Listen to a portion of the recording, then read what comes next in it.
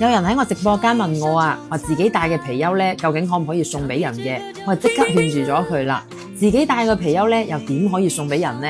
你長時間戴佢啊，就等於呢個貔貅就已經係認咗主噶啦。你將自己嘅貔貅送俾人啊，咁咪等於將自己嘅氣咧都俾晒人。你話係唔係先？咁如果你要送貔貅俾人哋咧，你就出去賣，賣咗之後啊，亦都唔好將佢帶翻屋企。同時啊，你喺賣嘅過程當中啊，你自己都唔好佩戴呢個貔貅，咁你就可以直接將佢送俾人咧，咁就冇問題嘅。所以對於戴貔貅啊，都係有少少嘅要求噶。珠寶首飾啊，唔同嘅款式咧都係有唔同嘅寓意嘅。今日咧雪梨就介紹大家幾個款式啦，自己戴同埋送俾人咧都係完全冇問題。第一種就係福斗，福斗咧代表連中3元，步步高升。如果新婚夫婦戴嘅話咧，就代表多子多福。第二種葫蘆，有福有祿，福祿相傳，好事成雙，健康平安。第三種貔貅，只進不出，藏吉立福。第四種平安扣，扣住平安，扣住幸福，圓圓滿滿，平平安安。第五種算盤，算盤一響，黃金萬兩。第六種路路通，路通財通，乜嘢都通，一切都暢通無阻。